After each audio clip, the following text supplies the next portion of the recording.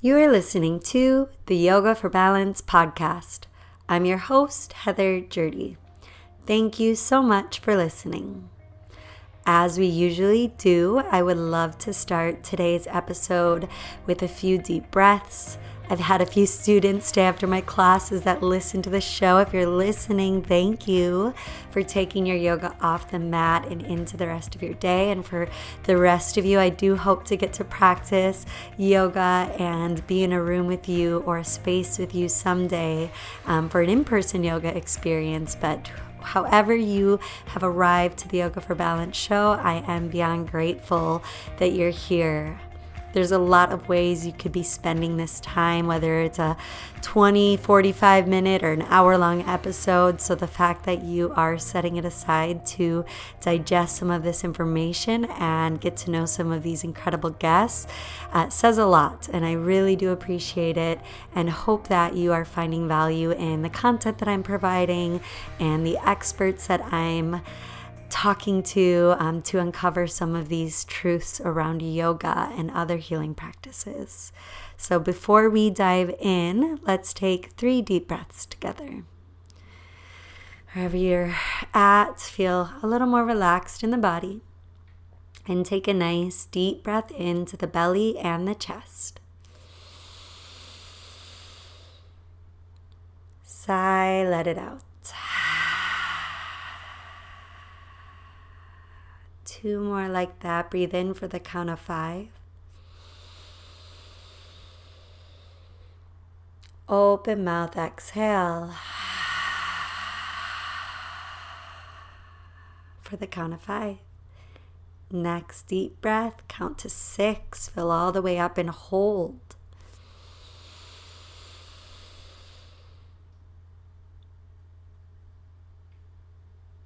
Exhale for the count of 7. Release. Hold empty for 3. And relax. Return to regular breath. And just think of nice deep breaths, filling the belly, filling the chest. That's great breath work, pranayama as we call it in yoga. The extension of our life force energy. And that's a great practice to just do throughout your day if you find you are feeling a little anxious or just out of breath, depressed, thinking about something. Just come to the breath. You can either close the eyes or keep the eyes open. And finding the belly and the chest rising, even bringing your hands to those places if you want to feel it, kind of check in with yourself. And counting the breaths is another really easy thing to do to bring your attention to something. So not only focusing on the deep breaths, but counting it for however many counts you want to go for. You can add up in the count, going from, inhaling for 5, exhaling for 5, move up to 6 to 7. But as we go along in the show, I will introduce tidbits of other breath work, and you're in for a real treat in this show. You'll actually get access to 2 Kundalini practices, some short practices that Sheel introduces on the show, but stay tuned toward the end for those that you can try at home or wherever you are. So without further ado, the introduction to this week's guest. I am proud and humbled to have on the show Sheel Seidler of Kundalini with Sheel. I actually met Sheel when I had my first Kundalini experience. I was at an event held at Petco Stadium downtown San Diego. It was yoga for a cause, supporting cancer research and treatment. And Sean Korn was teaching there, who has been a long time yoga teacher that I've adored and followed. And her practice was teaching her yoga class was absolutely incredible, just very deep. It was the second time I was able to practice with her, the first being at Yoga Journal Live conference at Coronado. And Sheel was also at that event teaching Kundalini yoga. So there were these different styles being introduced, and it was the first time I was introduced to that Kundalini, to Sheel. And she'll explain that later in the episode, what it was like to be in front of thousands of people like that in the stadium, which it's a beautiful baseball stadium. If you've ever been to San Diego, you definitely have to check it out. It's right in the middle of the city and just absolutely gorgeous. So she led that with gong and with a kriya, and it was just really, really beautiful. And she actually will introduce you to that later in the show. And Sheel, again, of Kundalini with Sheel, describes her path in this week's episode of how she got into teaching Kundalini. She actually was a former attorney, and she came to Kundalini pregnant with her first child. So she'll explain the journey she took to get there. And of course, now she is teaching Kundalini both in person here in San Diego at Booty Yoga as well as online. Thank you again for taking the time to listen and enjoy this week's episode. Welcome, Sheel, to the Yoga for Balance show. I'm super happy to have you here. Thank you for having me. I'm excited to be here. Welcome. And Sheel's going to be on the show speaking about Kundalini, among other things. As you know, we have been taking a deep dive now into different styles of yoga. So she will be our first expert on the show, speaking a little more about Kundalini. But before we dive in deep, I would love to just take a step back and talk about your experience with yoga. Can you share a little bit about how yoga has come into your life? Sure, I'd love to. So I started practicing yoga almost 20 years ago. And actually the first place I used to go to yoga was this place in OB. It was right above that taco place, South Beach. Remember that place? Mm-hmm. I used to go there almost every day, sometimes twice a day. And I was in law school at USD. And I loved it. It was I felt so great and noticeably less anxious. And I have an addictive nature, so of course I'm going there every day. And then about a year after I started yoga, I got sober, and I really credit yoga for just kind of nudging me in that direction. And then Vinyasa and Hatha yoga was my path for many, many years. I did a teacher training. I taught a little bit in LA. I ended up moving to LA. And I remember I tried one Kundalini class, and at some point I just thought no, because I grew up in the Sikh religion, which is very intertwined with Kundalini. So I've been around, turbans and these mantras, and I grew up with it. My room growing up was literally right next to a Gurdwara. My parents used the guest room as a Gurdwara, which is where they put this holy book, where all the mantras come from in Kundalini. So it was almost too close. And then I was pregnant with my first child about, she's turning 7, so 8 years ago. And my friend who was, in recovery with me and also in this other group in LA that I was in, we chanted the Lotus Sutra. It's a thing in LA. Okay. She was like, you got to go to a Kundalini class, and we were having our babies around the same time too, so there's a lot of reason for me to put aside my beliefs about Kundalini and go into this class. And I was going through something where I was a lawyer, and I was letting my law career go, and I had so much anxiety around that, and where's my value going to be? What does that even mean? So I go to this Kundalini prenatal class, and I think within the first 3 minutes, I had this overwhelming, indescribable sensation of peace that not only was I taken care of, but that everybody was taken care of, and that everything is going to be okay. And it even gives me chills talking about it. So after that, I was just hooked and kept going. Became a teacher, and moved back to San Diego. Realized, when I moved back, I was so into Kundalini, and there wasn't much Kundalini. Within 20 minutes of my house, there was 2 classes per week, and they were both when I put my child to sleep. So it was this sucks.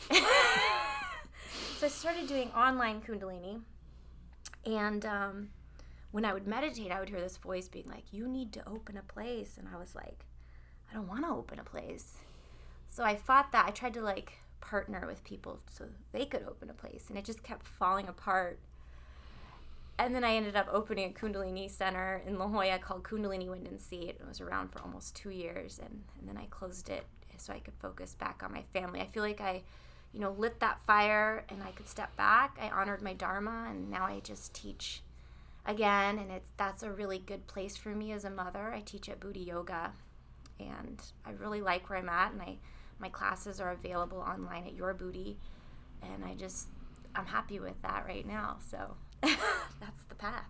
Yeah, beautiful. And I love Kundalini. I know I think the first experience as well where you are experiencing, and it's so different from so many different styles of yoga. And I think most styles that people might come to for their first class or their first experience of yoga, at least in my experience. And I had, I think, the first initial experience, like, whoa, this was earth shattering and super cleansing, and it just brought me to this highly meditative state quicker than any simply just yoga class had done for me. And I think the breath work being part of that, the chanting and all of that. So I'd love to go into, exactly what Kundalini is. So if someone has never experienced it, what might that experience look like and feel like to them? So I always tell new people in my class, a couple of things are going to pop out at you real quick. And one is you're going to wonder, where's the flow? Because we'll do something for 1 to 3, sometimes longer minutes, and then we stop.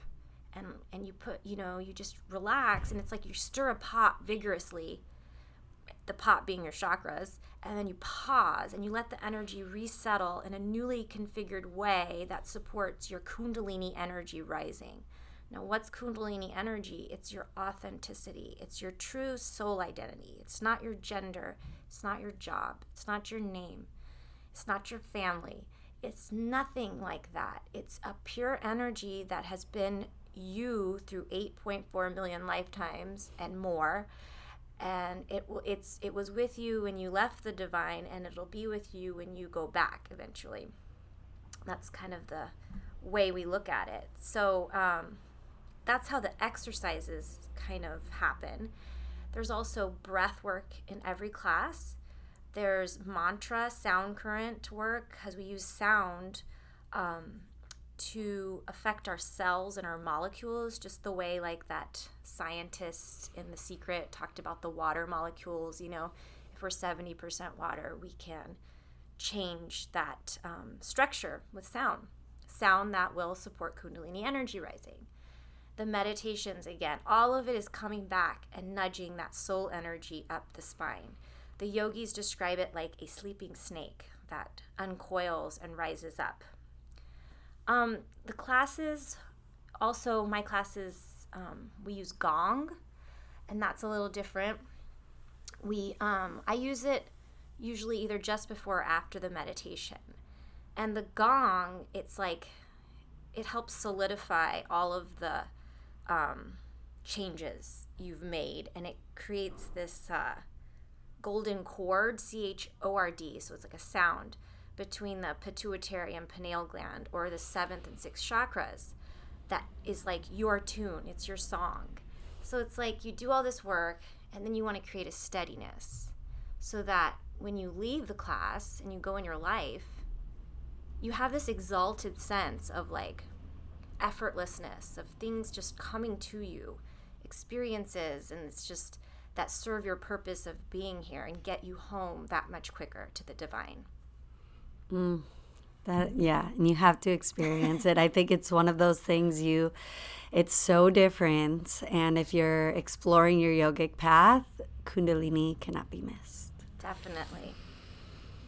And so taking a step back, I'd like to unpack a little bit about, as you mentioned, you had found healing and a path with yoga through trauma around addiction. And if anyone is listening that is on that same path or some part of it, do you have any advice for them and how they can continue to traverse and perhaps use some of this as a tool? Sure. So I've been sober for about 16 and a half years. And I love the way yoga helps me, but I do the first thing I want to like say to someone is like, yoga is not a complete solution to recovery. And I get a lot of emails, privately of like from yoga teachers who they want to stop drinking or stop smoking pot or whatever it is, or they binge every once in a while and they don't know why, because they're on a spiritual path. Like it feels incongruent. It feels like a dirty secret. And it's like, why doesn't yoga do everything? And I don't know the answer to that. I just know after this long in sobriety and practicing and loving the yogic path that it's just a piece of the puzzle, and you have to treat that disease of addiction on many different levels. I go to meetings and, whatever works for you. But if you just approach it with that mindset, you'll be good, because the last thing you want is to like do an amazing yoga training, or in Kundalini we call them like Aquarian sadhanas, where people get up at 4 a.m. and some people will do that for months and then they just disappear for 6 months, and it's just too extreme. It's like just kind of do things step by step. And if your soul is wanting you to kind of let go of some of the crutches that alcohol and pot can be to expressing your true identity, and you're feeling that tension, that's can be a good thing, because there's more freedom on the other side. There's more ease and just less tension if you want it. Mm-hmm. And I think you bring up a good point of finding that accountability through community and through group. And I think yoga and yoga studios are one great resource for that, but actually finding even outside of that, to your point. So how were you able to locate those groups when you were, seeking something more, finding that group, that community? So I went to an outpatient rehab that was like 2 afternoons a week, plus like you went to therapy, and I knew I wanted to get sober. So, but I kind of also was like, I'm just going to try it for a year and get healthy and then, go back and party. But the therapist was always pushing me to try, and I was like, well, I'm already doing this. I'm going to therapy, I do yoga. Like, what? I don't want to be like too good. But I went, and it was like, and I kept going. I kept going to this meeting, and around 6 or 7 months in, I found a lady. She's one of my best friends now, and I decided I just thought she was so intriguing. I kind of wanted to hang out with her, and so I asked her to take me through the steps, and then I realized, like, oh my gosh, like, I'm an addict. This is the solution. If I do these things, like, I feel so good, and I feel like I'm on my path. I feel like my life has meaning, and like I don't have anxiety and depression anymore. Like, this is fantastic. And I just kept going, and I love the recovery community, because part of the way we relate to each other has to be on a very honest level. It's actually part of like my healing. And the philosophy is, if you get 2 alcoholics together talking, healing happens. It's almost like if you had 2 people with chakra imbalances, together just sitting, like you feel that in a group aura in a yoga situation. We heal each other with our honesty. And that's what recovery is, like 100%. And sometimes I miss that when I'm not with recovery people, like, and doing, small talk. I'm like, oh, I need my medicine. I need to talk about what's really going on. Yes.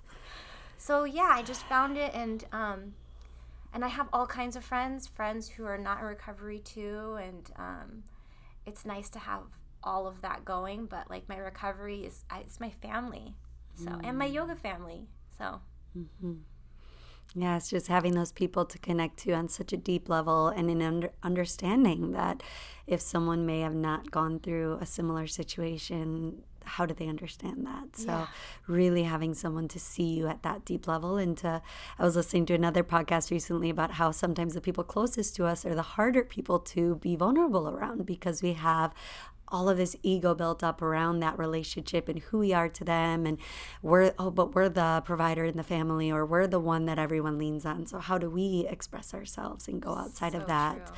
Whereas if you have this safe space, this community that's set up for that, that's set up to say, it's okay to be vulnerable here. It's okay to be honest, to be yourself, to admit your faults. I think we could be so quick to, especially with social media and the highlight reel, to just show the good and the happy and this is what's working, but to be okay also stepping into the shadow and the things we're struggling with so that we can bring light to those areas. It's so powerful. Absolutely. And you mentioned the shadow, and that's really, for me, Kundalini, like when we do these poses, and like a lot of times we just hold our arms up, and I know it sounds awful, but the shadow, it pulls the shadow up. And what's great is if the shadow comes up, it gets integrated into your light, and you become integrated, and you become who you really are. We're not just the highlight reel, you know, like we're, you know, all sorts of things, and it's all a beautiful collage that can be integrated and harmonized, and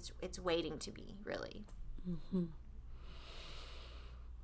And you mentioned you came to yoga also in becoming a mother. So would you, anyone listening who right now is finding their way into motherhood and juggling maybe a career, family, trying to practice or teach yoga, do you have any advice for someone in that? Yeah, I mean, especially with Kundalini, it's a tantric system. So whatever you need to work on, tantric means it pulls it to the surface, because tantric is it's a technology, and it wants to send you home. It wants to send the soul home. So it doesn't mess around. It pulls it to the top. Motherhood is tantric as well, I've found. Becoming a mother, you become face to face with everything you kind of didn't face. Like I kind of laugh at my younger self about how I would, you know, wouldn't do things because I, quote, didn't have the time. And I'm like, what were you doing? So, I mean, it's like now, it's like everything I do, it's what comes to the surface, and I have to do it. So I think just like understanding that it's like rapid change when you transform into a mother, about who you are, your values, how you relate to people. Like it's all going to change, and it's all going to serve you, because it's going to elevate you if you don't fight it.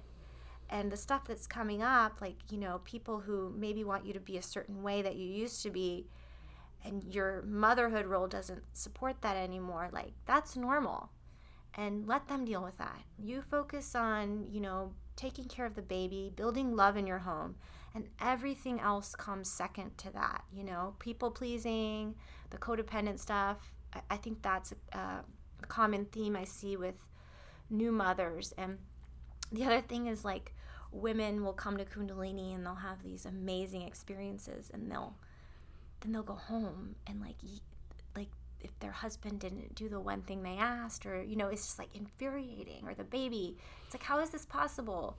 And there's a evening out that needs to happen.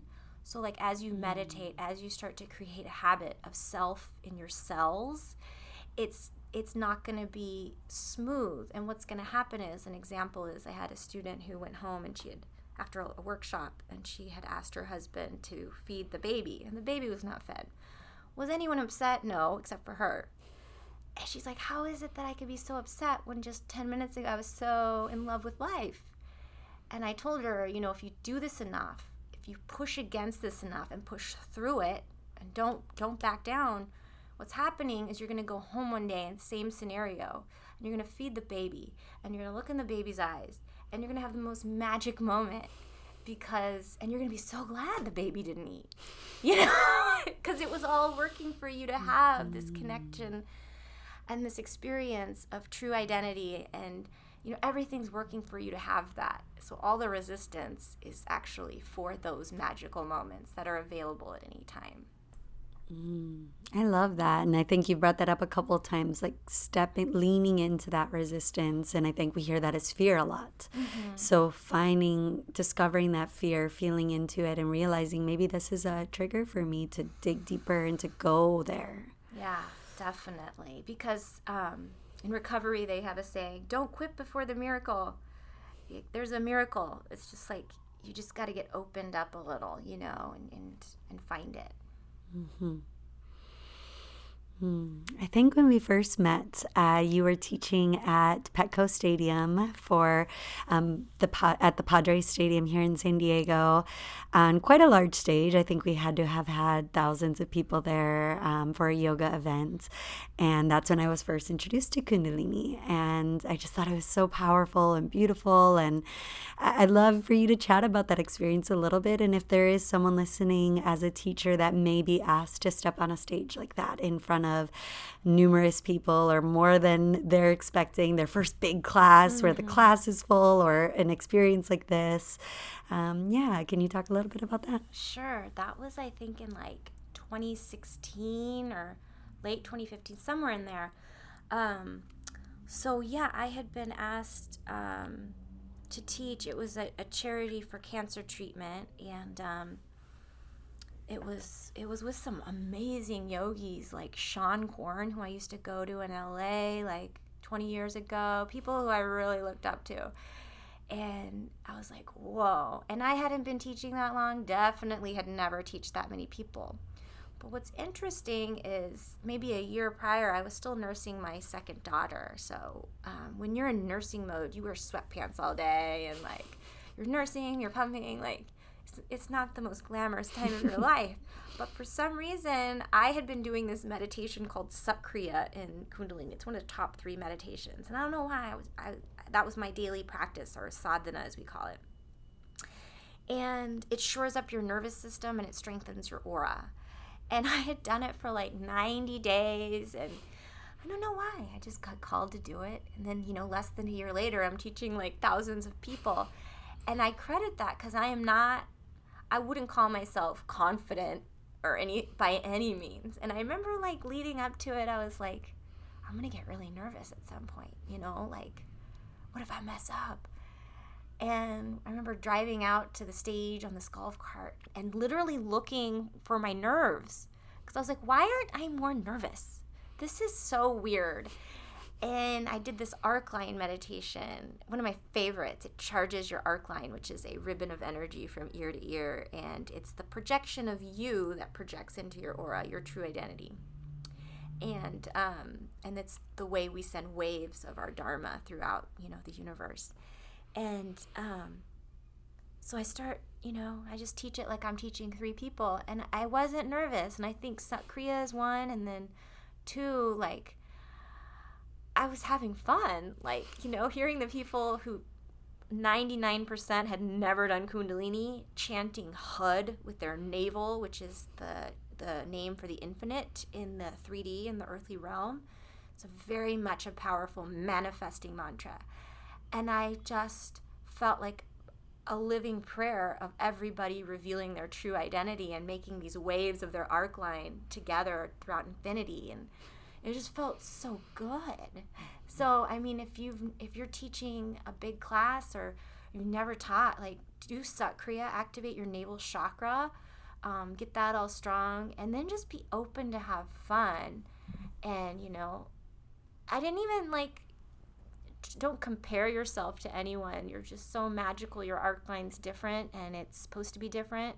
We're all just this harmony of souls, and you're supposed to be there and own it. I wonder if we could do a little sample so that people listening could hear, or even try that one at home. Sure. So for that one, you have your thumb covering your ring and pinky finger, and then you have your pointer and middle finger extended and together, and they're straight. Your elbows are resting at your ribs, and then your forearms are slightly angled up, and your palms are angled in. You're going to gaze at the tip of your nose and flex your navel as you chant HUD. And think of the energy as rippling from the navel to the tip of the tongue. It's not loud, but it's definitely like powerful energy. HUD. And as you chant HUD, connect your fingers and then bounce them back. HUD. HUD. HUD. So we'll do that for about a minute. HUD. HUD. HUD. HUD. HUD. HUD. HUD. HUD. HUD. HUD.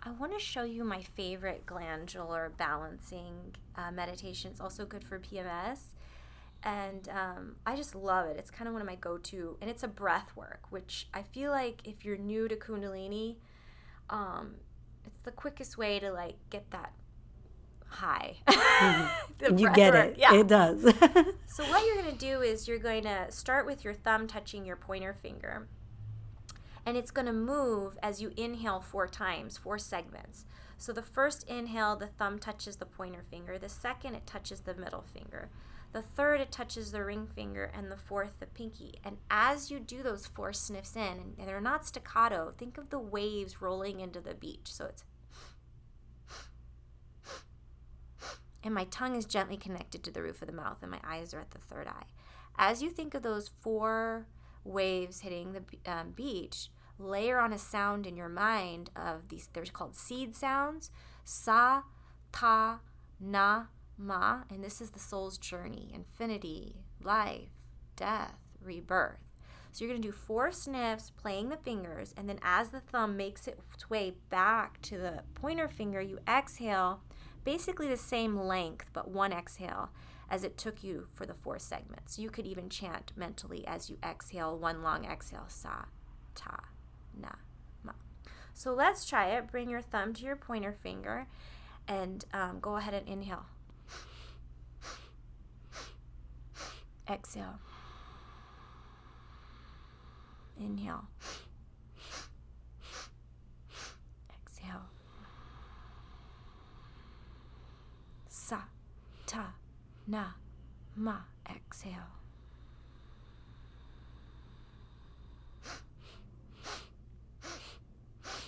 Exhale. Continue.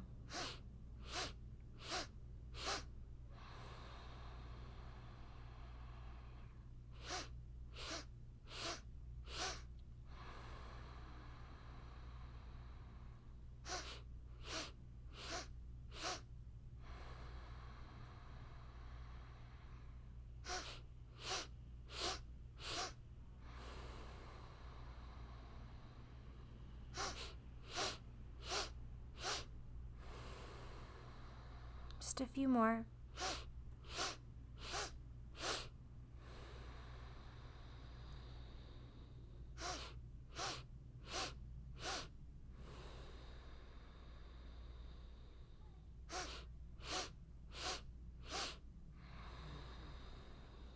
And then inhale. Hold the breath, no air escapes. Squeeze the root lock. And exhale. Just pause for a moment. Tongue to the roof of the mouth and let it integrate.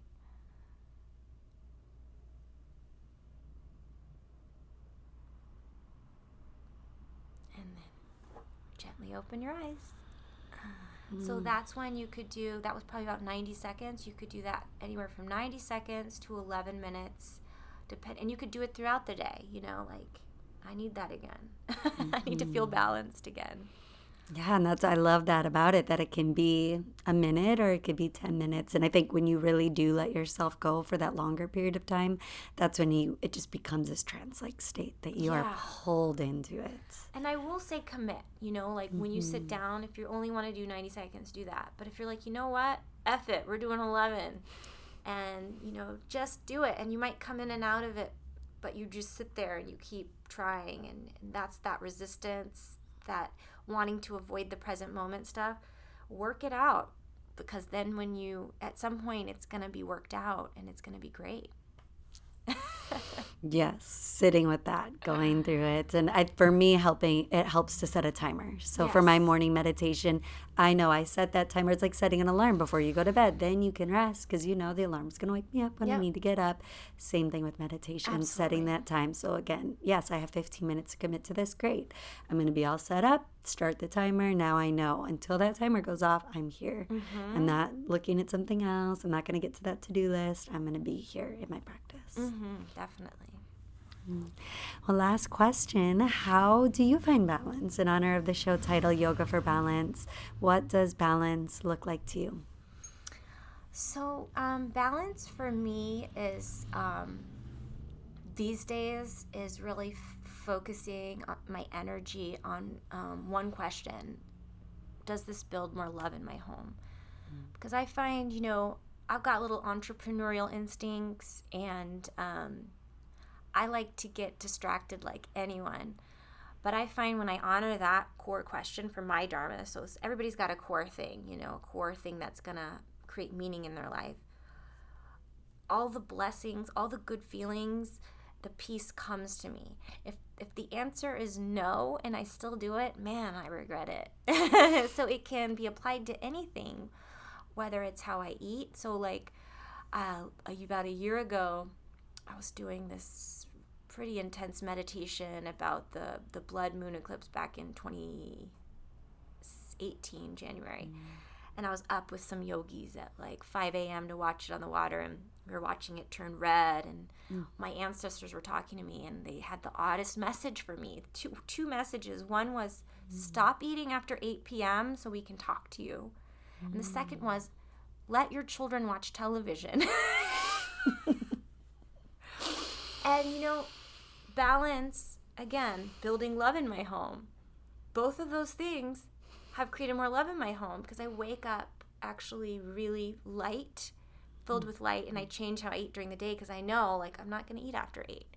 And you know what? My kids eat their meals and like their dinner in front of the television sometimes, and it's the happiest. We snuggle, we eat. It's not me saying, do this, do that. It's like, oh my God. And then it applies to, like, where I spend my time. I don't want to miss dinner. I don't want to miss pickup, because there's the most amazing yogi in town.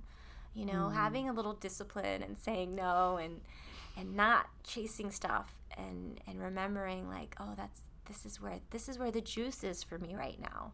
And it's been different. Sometimes in my 20s I did need to go to that workshop or that training or that trip. But right now I don't. So that's, if I say no and I honor that Dharma, I feel really balanced and secure in who I am and why I'm here. It's beautiful. Thank you. And thank you for bringing more Kundalini into the world, into your, starting with your home and finding that love in your home and letting that trickle out to all of the students that you have taught through the years and the people that you have impacted with your work. So thank you so much, Sheel. Thank you so much for supporting San Diego Yoga and all you do. I was so happy that you asked me to come on, and I got you this little organite thing. Oh, thank you. So keep your energy up and this is vibrant. So, thank you so much. Thank you. Thank you so much for listening to another episode of the Yoga for Balance podcast. I'm your host, Heather Jurdy. And thanks again to Sheel for being on the Yoga for Balance show. It really was a wonderful conversation. I enjoyed our Kundalini practice, and I hope that you listening at home get to experience that. If you put it on pause or go back to the episode and try it at home or when you have some time, it really is a powerful practice that I hope you get to experience. Be sure to check out the Yoga for Balance podcast show notes at my website, vintantra.com. That's vintantra.com. And I will include links to Sheel's website, Kundalini with Sheel, where you can also find places to practice with her online and any future in-person experiences, along with her blog, which is wonderful. And she sends out a great e-newsletter that you can get with updates as well. Last but not least, if you enjoyed this episode and you haven't yet subscribed, you can subscribe to the Yoga for Balance podcast wherever you listen, so that you are sure to download all of the new episodes to listen on the go. I love it when I'm traveling and I can listen to a few episodes on a plane ride or in the car. It's just great to have ready on the go. And don't forget to leave a star rating and comment while you're there to help the Yoga for Balance show grow. Thank you again, and until next week, namaste.